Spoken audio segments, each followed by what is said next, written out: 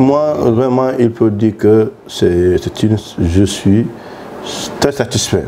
D'abord de la promptitude du CRS à travers son partenaire l'USAID et cette promptitude de la réaction dans la mise en œuvre des actions.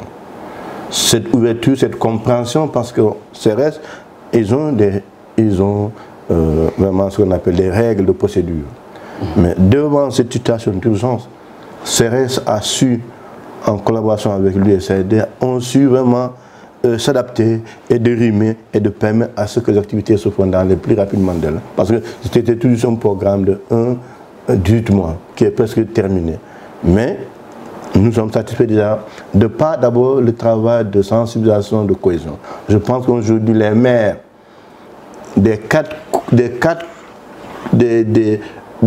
arrondissements que le projet a couvert peuvent vous dire plus parce qu'ils ont senti quel changement. Ces populations, et on a vu ce que quand on parle de l'état civil, c'est l'État américain à travers l'USAID, à travers le CRS et à travers la DPC, la dynamique de PNCOSPAC, ont pu, l'État a mis pour 14 000, mais avec une forte demande aujourd'hui, avec 55 000 demandes qui est financée directement par le contribuable américain. Donc c'est le lieu pour nous de remercier vraiment le CRS. Nous sommes satisfaits. Notre souhait, c'est que vraiment pour consolider ces acquis-là, que l'USAID, encore en tout cas, que l'ambassadeur des États-Unis au Sénégal, à travers l'USAID, à travers le CRS, nous souhaitons qu'il puisse prolonger ce programme au bout de pour 5 ans. Parce que c'est les combattants qui viennent de sortir.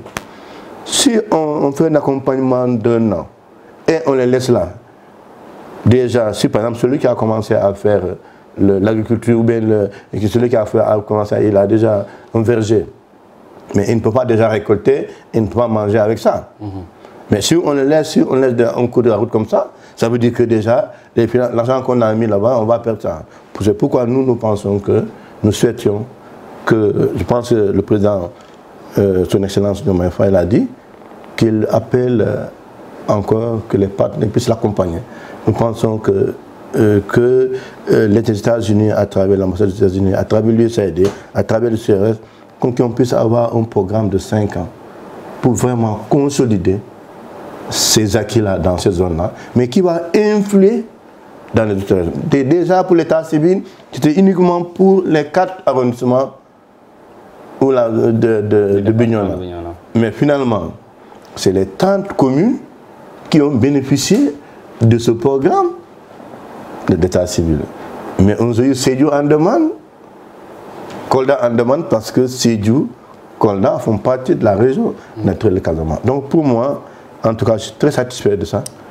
Pour déjà la flexibilité, pour l'engagement qu'ils ont, la réponse rapide à la demande de l'État pour accompagner.